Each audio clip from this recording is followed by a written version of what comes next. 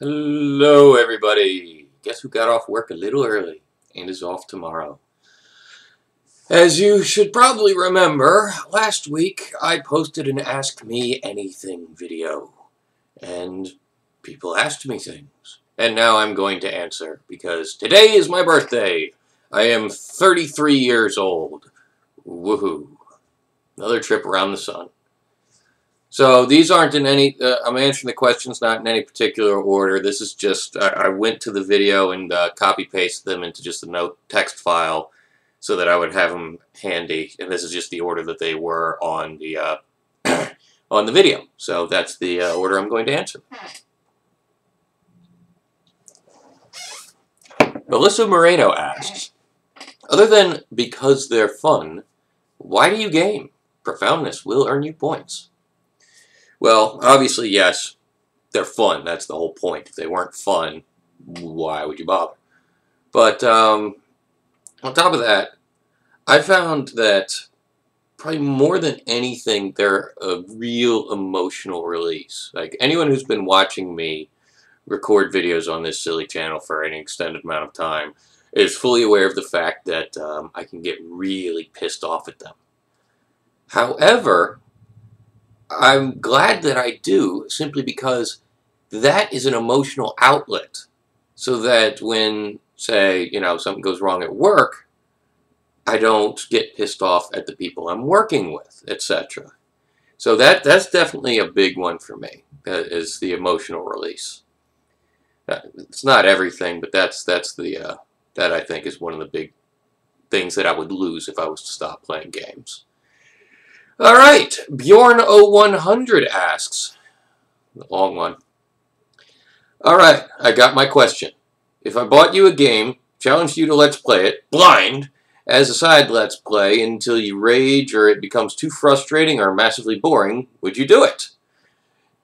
In parentheses, the game in question would need to be heavily censored though. The effort would be worth it though, well, for me to watch at least, haha. Bjorn, I'm not doing an emoji for your amusement. Moving on. I think that's what those weird Japanese porn games are called. Emojis, I think. I don't know. Wayne Johnson. Hey, The Rock.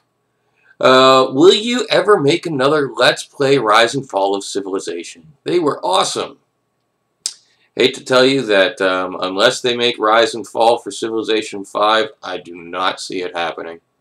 I tried to play Civ 4 the other night, actually, in just a few weeks ago during a stream in honor of Leonard Nimoy's passing, and it's just so different from Civ 5 that I just couldn't get over it. And then I started playing Civ 5 again, so sorry.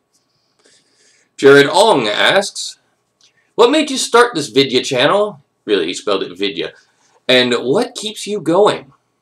Well, that's a bit of a long, not that long a story, but I first discovered that Let's Plays even existed. Before this, I had no idea that they were a thing. And I don't remember exactly the year. Probably 6 months before I started posting videos or so. When my brother just picked up Mad World for the Wii. And I wanted to see some footage of it and see just what the hell it was. So I found this video. This is Scotch, by the way. I found this video called Let's Play Mad World. I was like, oh, okay, that'll do. That's game footage, right? That's what matters. And then there's this guy talking over it. And it's like, this is actually pretty entertaining. Okay. So I started looking into Let's Plays, and I've watched a bunch of H.C. Bailey back then, because he played a bunch of Final Fantasy games, which I really liked. And then the one that really changed my perspective on Let's Plays in general, Sir Ron Lionheart. That was some of the funniest shit I'd ever seen. And if you haven't, you need to go back and watch his stuff. Both his Ocarina of Time and Majora's Mask LP, Super Metroid, Contra 3, Mega Man X. He's just hysterically funny. Without being stupid even. It was like kind of intelligent, kind of crazy, but just hysterical. Great voices too. And over the course of that, I decided I could do this. I like to listen to myself talk. What the hell? And in the process, I discovered that nobody had ever done a Let's Play of Rise and Fall of Civilization. I was like, there's my in. Something nobody's ever done before. That's how I'm going to get started. And took a while to figure out software and get things set up and get it running. But once I did, the rest is history. What keeps me going? It's a fun hobby. And you guys, even if my videos aren't getting a whole lot of views these days, that's not why I do it. I do it because it's fun for me. I enjoy it. It's really just nice and fun and awesome. And again, that whole emotional release thing, you wouldn't imagine what it feels like to be screaming at something like a pirate. The stress just flows right out to you. But yeah, that and I fucking love streaming. I absolutely love streaming with you guys. That's just like the highlight of my week. And a big reason why I started doing it more than just Fridays these days. That and the fact that with OBS, it is so easy to set up. I get it. Go from, I'm going to sit down at my computer. I'm going to stream. The longest thing is waiting for the game to load. Because OBS opens like that. Getting it, it's just so fucking simple. It's great. Mama Butts asked, has a video game ever made you cry? And if it has, what was the game and what was the moment? No. I've never cried from a video game. Not even when Eris died. The closest I have come to crying at a video game, at least the most, probably that hit me the strongest emotionally, was when I was recording Mass Effect 3. And, you know, I'd been playing with this Shepard for months and months and months. I you know, was really intimately involved, knew all these characters. And then when I had to kill Morden and Rex, that fucking shook me. It really did. That I had to take a break from it for a while. Because that was just, whew. That hit me really hard. That's the closest. I didn't cry, but that really hit me. Okay. Patrick7 asks, what do you think of this game? Have you ever played it? Would you be willing to do an LP of it? I clicked on it. Didn't look like anything I'd be interested in. Sorry. That was just a link he posted there. Rampa87 asks, what has been your best phase in life thus far? He's got 2 questions. I'll just answer this one first. E.g. high school, age 25 to 30, current, so on. I gotta say, my early to mid-20s were pretty fucking awesome. I could just all night, and I do not possess that stamina anymore. I was constantly out doing things instead of sitting in front of a computer all the time. Though I do have to say, my sophomore year at college was fucking awesome.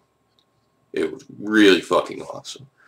But to be honest, things are going pretty damn well right now. They really are. I like my job. I'm getting better at it every day. Like, just in the past couple days, I really felt like seeing things, made things. For those of you who don't know, I build stairs for a living. Stairs and handrails and all the bits that go with that. And I'm the new guy. I had no experience with it when I started back in August. Only reason I got the job in the first place is because my dad is a co-owner. So I'm going in where the only previous knowledge that I have of woodworking is where not to stick your hands when working with the machines. I've heard plenty of horror stories from him. But, go UAB. I got the basketball playing on the other screen. But, yeah, just recently, I've really been seeing progress, getting better. That's one of the most aggravating and frustrating things for me, is when I'm like getting better at something, getting better at something, getting better at something, and then boom, I just hit a plateau and don't get any better for a long time. That happened to me when I tried to learn to play bass. I don't play bass anymore. But I have not yet reached the plateau with this job, and I don't see it happening for a long time. So I'm really psyched about the future, and it's good. It's good. Things are going really well right now. And question 2 from Rampa87. Favorite cereal? Cinnamon Toast Crunch.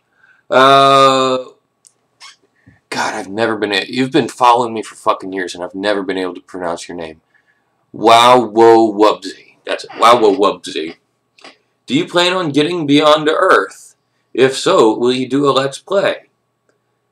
Maybe once some expansions come out, because I played the demo for it, and it was just utterly soulless. You know, I just didn't care. It's like I'm glad I didn't fucking pay for it when it was on sale, because I just didn't care. I expect it'll get better with the expansions, just like Civ 5. Once you had all of the expansions to it, finishing with Brave New World. Once Brave New World came out, Civ 5 eclipsed Civ 4, in my opinion. Because at the beginning, I was kind of disappointed in Civ 5. I thought Civ 4 was way superior. That's because Civ 5 wasn't finished yet. And now that it is finished, best Civ game ever. Beyond Earth, maybe it'll get to that point with the expansions. It's not there yet. I'm not paying for it. WillyDog98 asks, do you like big butts and can you not lie? To be honest, no, I'm not really that big a butt guy. And I'm actually incredibly good at lying because I don't do it very often. That's the real secret to being a good liar. Don't lie very much. That way when you need to lie, they have no reason not to believe you.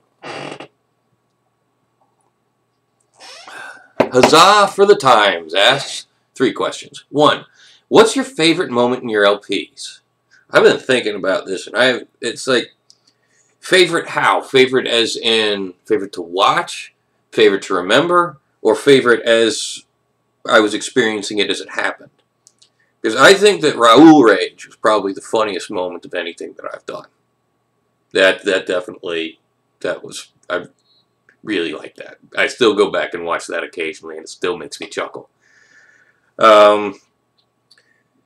Favorite at the time, you know, I think it's another New Vegas one. When I fucking nailed, at the very end, when Leggett Lanius was running, and I pull up that fucking anti-material rifle and blow his head to pieces. That was just, because I shouldn't have made that shot. I think I was only at like 40-some% chance of hitting, and it fucking nailed him. That was brilliant. Like, when that happened, I just, ugh.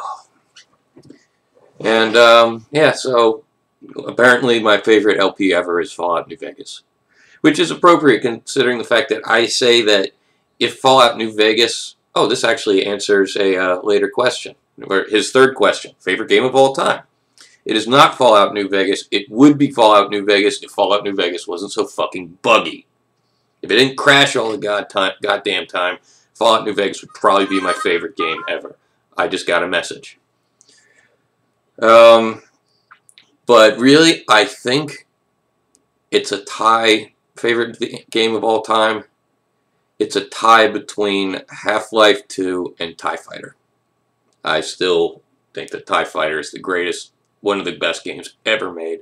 And I desperately want it to get remade. They don't need to change anything except up the resolution. That's it. Just up the resolution. Get it good, better graphics. I mean, it only runs in 640 by 480. That's the highest resolution you can run it at. Get it to run at 720. That's it. That would be amazing. Do you have any idea how you'd have 30-year-old guys lined up around the block with joysticks in hand, ready to buy that? And 2, will you be coming back to Dragon Age now that Dragon Age Inquisition has been released? Quite possibly, but it won't be blind because I've already started a character. Actually, I haven't played that in weeks. I need to get back to it. I didn't really care for it at first, but it grew on me. Name Kagon33 asks, if you could go back in time and change something about your life, what would it be? I would never have started smoking. That was easy. And finally, Nabmaster1. Have you ever played Baldur's Gate 1 and 2? No.